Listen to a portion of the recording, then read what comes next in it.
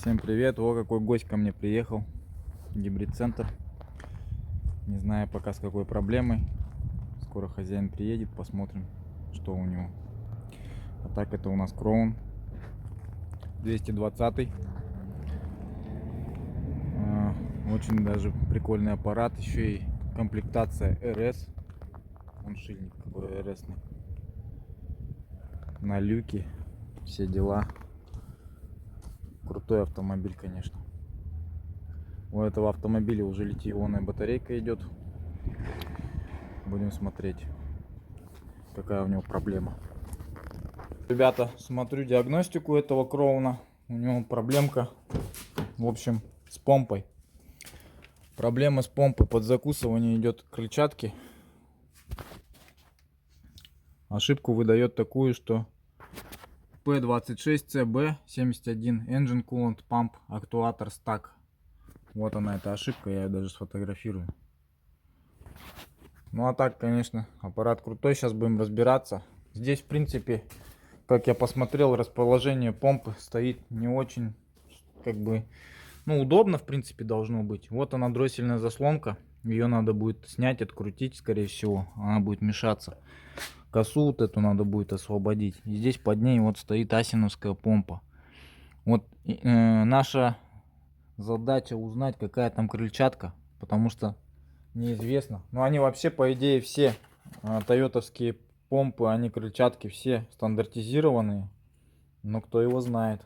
То есть такие машины ко мне еще не приезжали. Сейчас будем этот момент изучать. Открутим помпу, посмотрим. Если она такая же, мы просто ротор поменяем и все. И на этом проблема уйдет.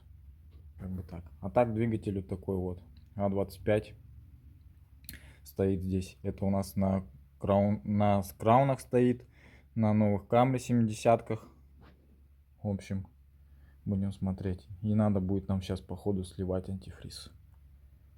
Вот с этим посложнее сейчас будет. Надо будет посмотреть, где он сливается. Ну, там должно быть два кранчика. Ну, один кранчик за инвертор отвечает, а нам надо слить с ДВС. Вот так. И заново развоздушить потом.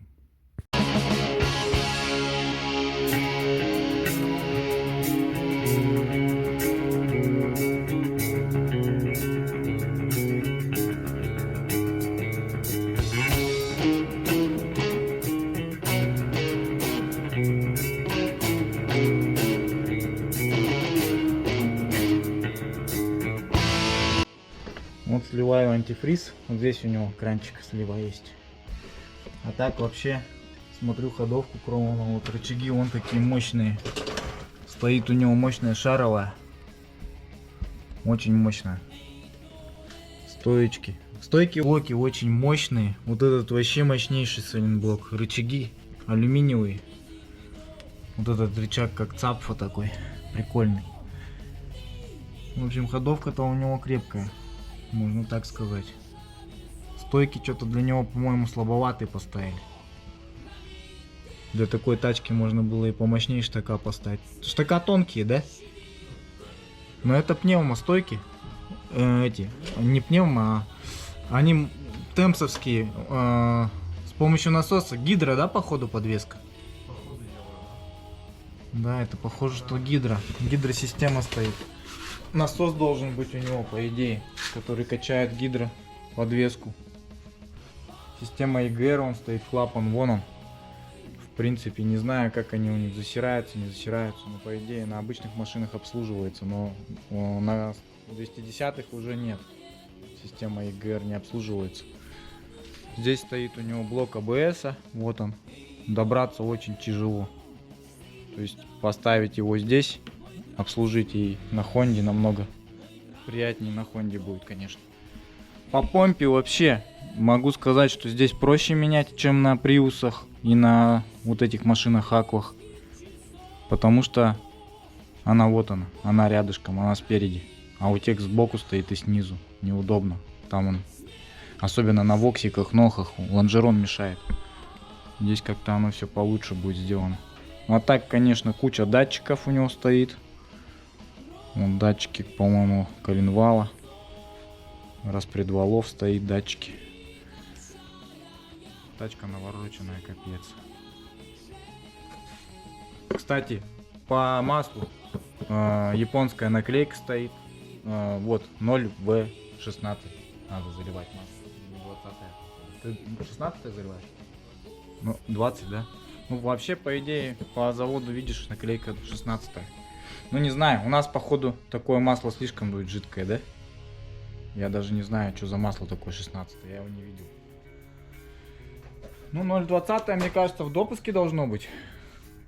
Должно быть в допуске. Вот такой аппарат прикольный, ремонтирую. Сейчас антифриз полностью сольется. И будем откручивать помпу.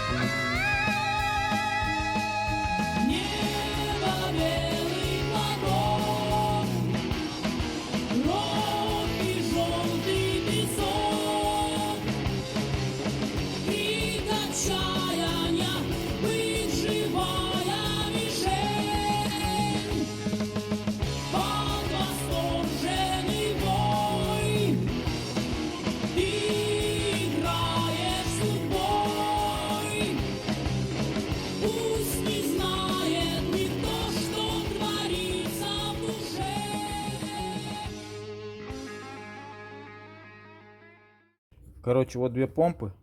Вот такая нам нужна, вот с такой выемкой. А вот такая вот продается везде. Это на приусы. Тридцатники, короче. Они у нас тоже есть, но она не подойдет. У нее там контрагайка специальная, утапливается она. Чуть-чуть заподлицо есть вот такое. Ну вот открутил я помпу. Вот она помпочка. Вот такая же, как и все помпы. Фирма Асин.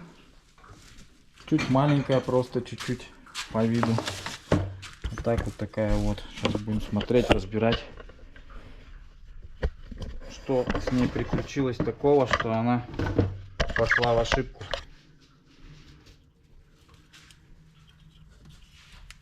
Но он очень не крутится. Он заевший. Скорее всего, трещина будет по-любому.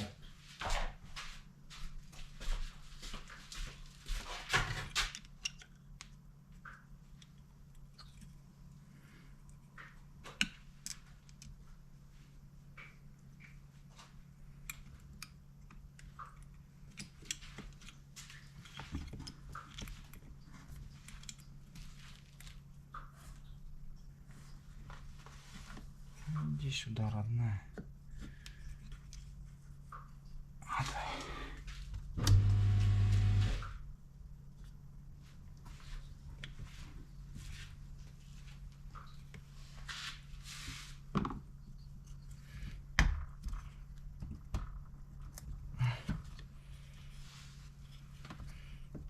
Ни хрена он там заел. Капитально вообще.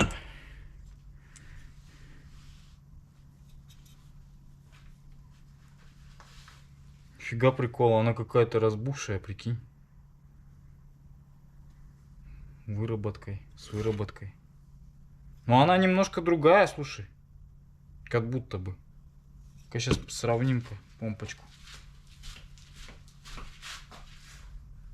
Вот здесь помпа Quality, Water Pump, Rotor. Китай, по-моему, это производит. Но это качественные. На приусах они ходят хорошо.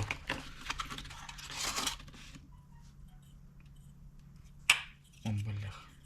Да не, одинаковая она, конечно. Ну, чуть-чуть видоизмененная. Здесь смотри, как выемка есть, а здесь ее нету. Встанет она, не встанет, хрен его знает. Ну, должна, по идее. Ну-ка попробуем, что получится.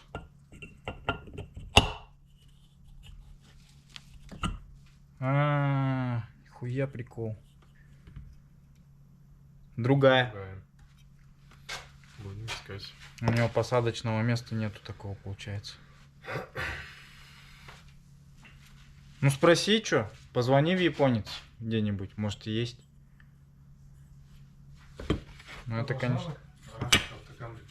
Конечно, по идее должна быть. Либо поищи так, по Юле, может кто продает. А что тебе надо-то? Почему она? Она и выработки-то не видно. Почему она такая? А сам моторчик. А, ну да, он смотри. Он вообще не крутится там внутри.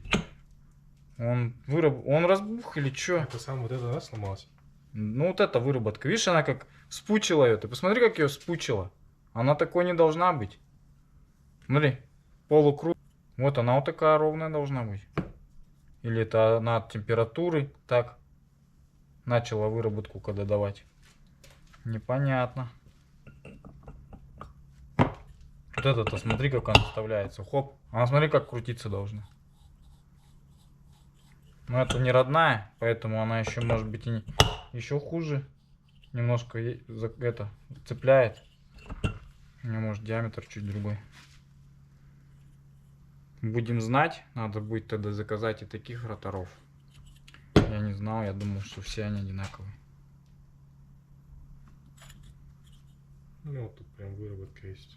Цеплялась. Но выработка есть, ага. Видишь, шайба садится. Да. Конкретно. Она поэтому. Вот она вот так фиксацию дает ему. Чтобы вот это была надо. Если бы прорезь тут сделать такую, конечно, она бы встала, наверное. По диаметру, я думаю, они одинаковые.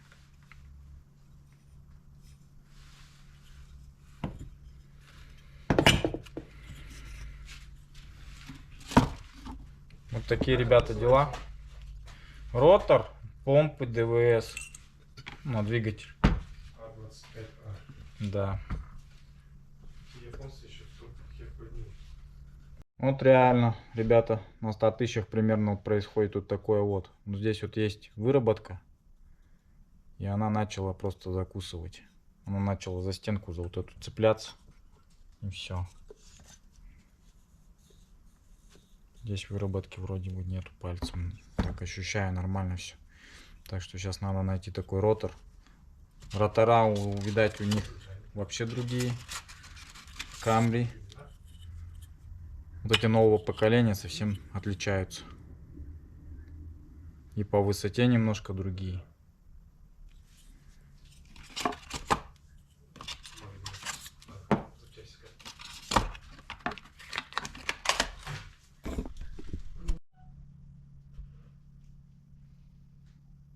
Так вот, ну такой аппарат.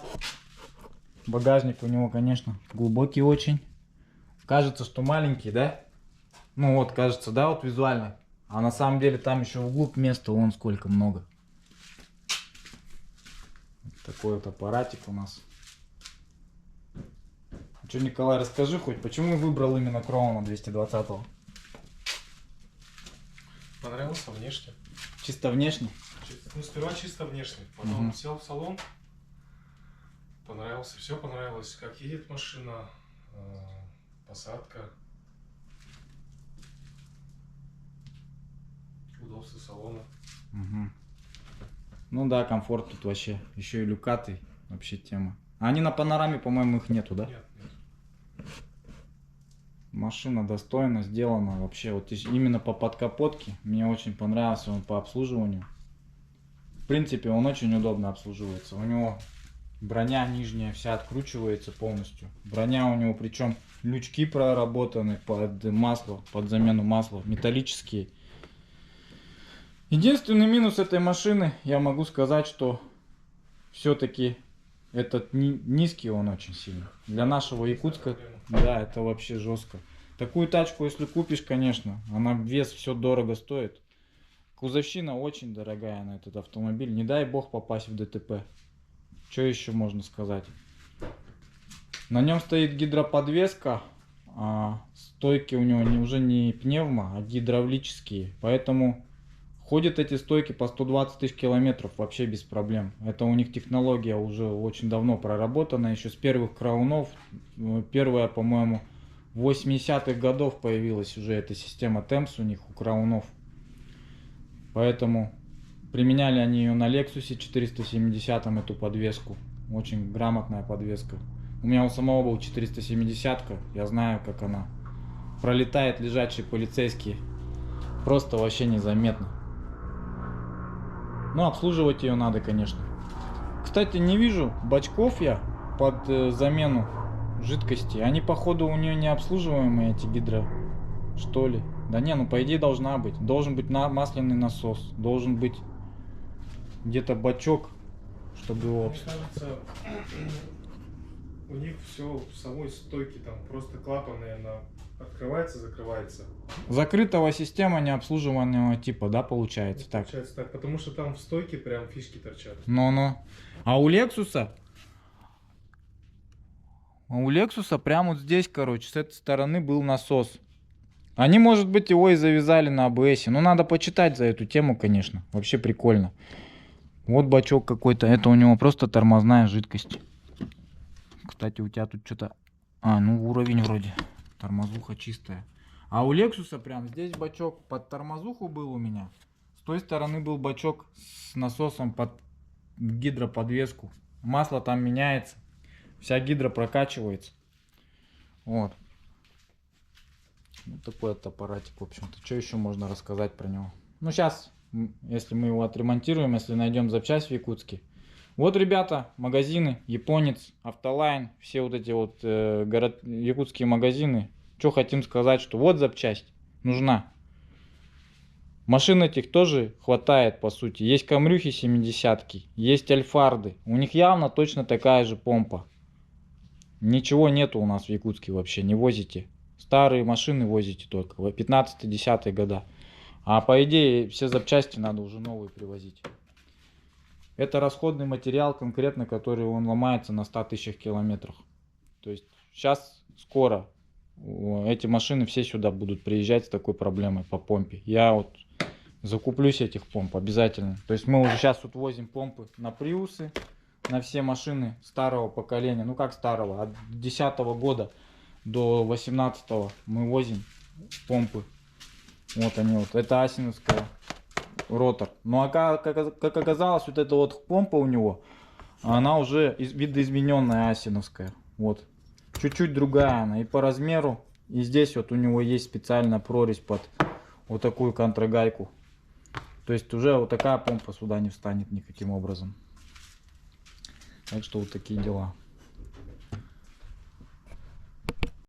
Короче, Коля купил вот такую помпу полностью, асиновская, оригинал. Это у нас от Камри, да? Да. Типа. Ну а так она должна быть один в один, сейчас посмотрим. Если она в один, мы сейчас ее просто воткнем и все. 22 рубля помпа стоит. Вот такой вот ценник. Тачка Аганес просто.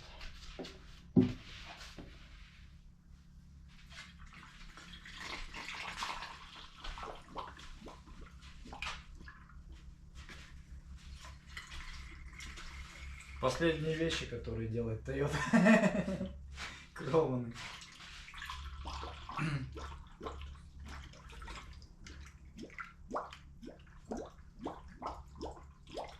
Прокатимся, посмотрим, испытаем машинку, как она идет. Посмотрим, как антифриз работает. Ой, ноги туда.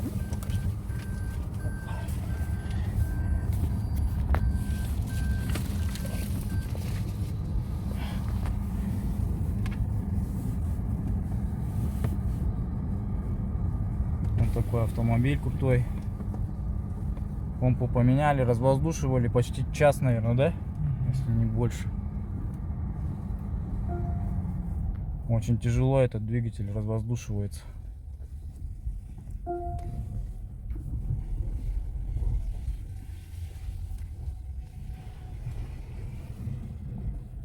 Температура 83.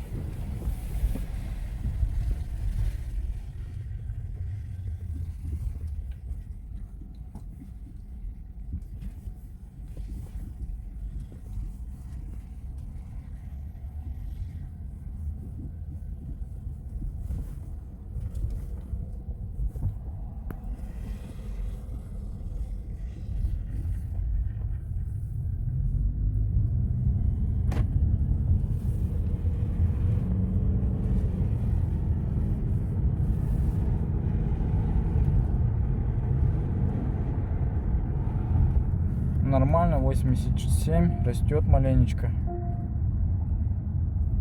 89.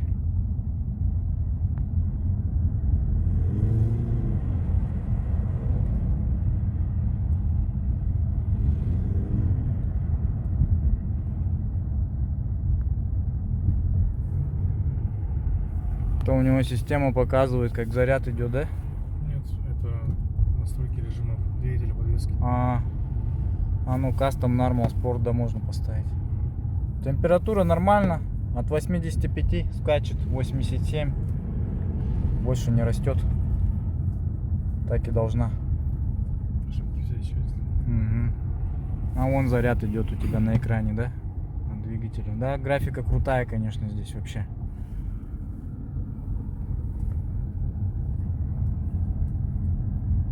В общем, вот такой крауне сегодня. Нормально вообще. Нагрузку дал, по-моему, она еще лучше стала работать. 86, 87.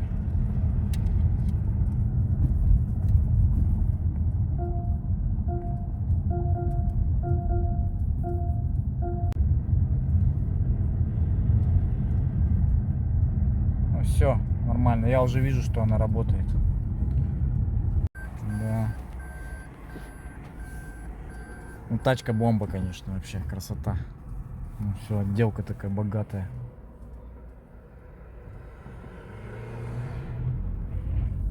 Ну давай, тут стрельни чуть-чуть. О, как едет, четко.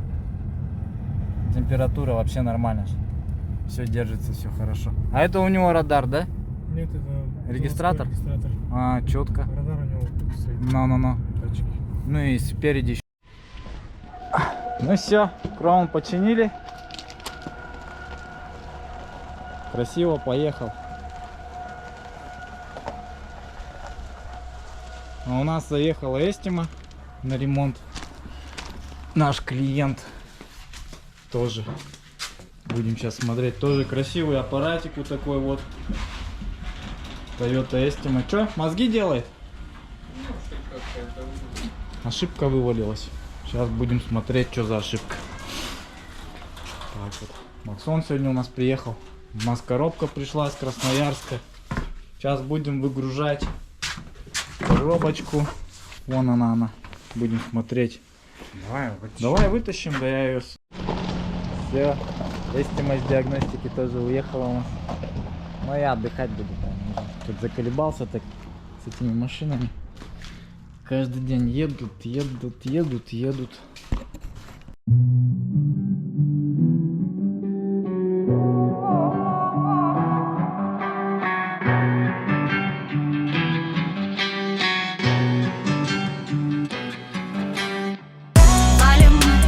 Валим на крауне.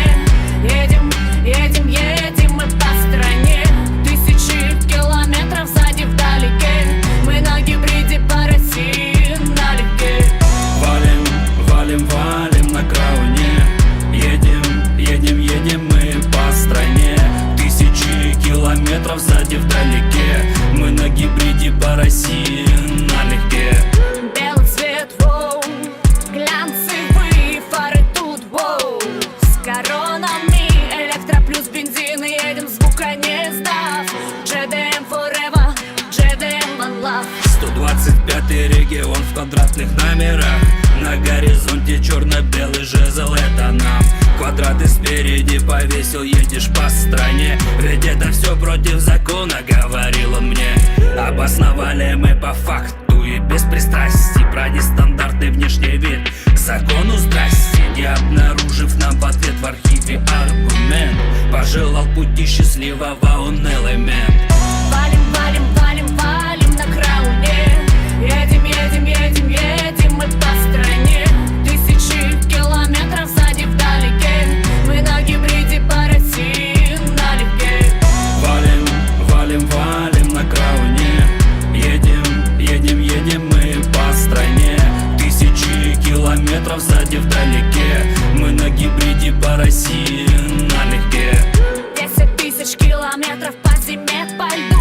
Краун премиум, японец, краун тру. Задний привод в поворотах боком мчит уверенно. От Маргалина